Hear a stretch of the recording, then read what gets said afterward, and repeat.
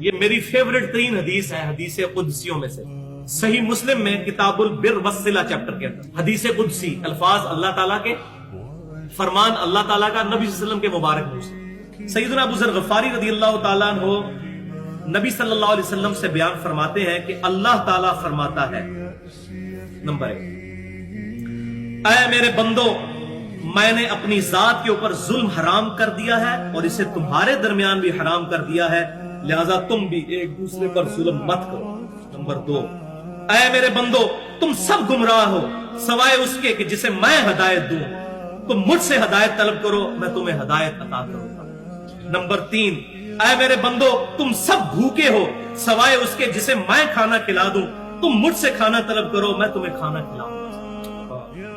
Number 4، اے میرے بندو، تم سب ننگے ہو سوائے اس کے جسے میں لباس پہنا دوں. تم مجھ سے لباس مانگو، میں تمہیں لباس دوں گا. نمبر 5، اے میرے بندو، تم رات دن خطا کرتے رہو اور میں ہی تمہارے گناہوں کو بخشوں گا. تم مجھ سے مغفرت طلب کرو، میں تمہاری مغفرت کروں گا. نمبر 6، اے میرے بندو، تم میرے نقصان تک نہیں پہنچ سکتے. تم مجھے کوئی نقصان نہیں پہنچا سکتے، نہ تم مجھے کوئی نفع دے سکتے ہو اور نہ میرے نفع تک پہنچ سکتے ہو. نمبر 7، اے میرے بندو، اگر تمہارے اگلے اور پچھلے انسان اور جن سب کے سب مل کر اس پرہیزگار شخص کی طرح ہو جائیں جو تم میں سب سے پرہیزگار ہے، تم میری بادشاہت میں کوئی اضافہ نہیں کر سکتے.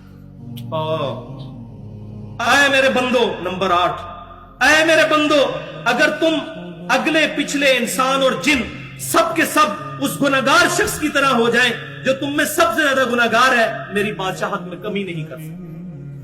اللہ کو کوئی نہیں، اللہ الصمد، اللہ بے نیاز ہے.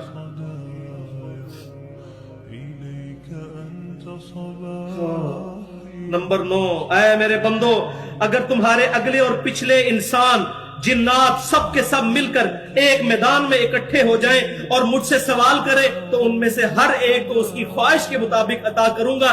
میرے خزانے میں اتنی کمی بھی نہیں آئے گی جتنی ایک سوئی کو سمندر میں داخل کرنے سے. اور نمبر 10، اے میرے بندو، یہ تمہارے ہی اعمال ہیں جنہیں میں نے تمہارے لیے محفوظ کر لیا ہے. کتنا قدردان ہے اللہ، ہمارے اعمال محفوظ کرتا ہے، قیامت والے دن جزا دے گا. اے میرے بندو، یہ تمہارے ہی اعمال ہیں. دیکھیں کتنا قدر شناس ہے. اور بندے کو کیا کہنا چاہیے؟ اللہ تیرا فضل ہے. اور اللہ تعالیٰ بندے کی تعریف کر رہا ہے. اے میرے بندو، یہ تمہارے ہی اعمال ہیں جنہیں میں نے تمہارے لیے محفوظ کیا اور پھر میں تمہیں ان کا بدلہ عطا کروں گا. لہذا جو شخص بہتری پائے وہ اللہ کی حمد کرے.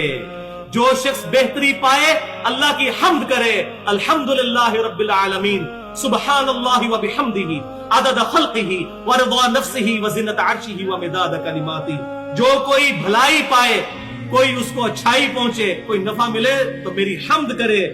اور جو کوئی تم میں سے اس کے برعکس پائے، یعنی برائی پہنچے، اس کو تکلیف، تو وہ صرف اپنی ذات کو ملامت کرے.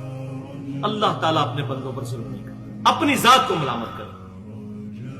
تو اللہ تبارک و تعالیٰ ہمیں کتاب و سنت کی تعلیمات پر عمل کرنے کی توفیق عطا فرمائے. اللہ تبارک و تعالیٰ اپنے نیک اور محبوب بندوں کا قیامت والے دن ہمیں ساتھ نصیب فرمائے.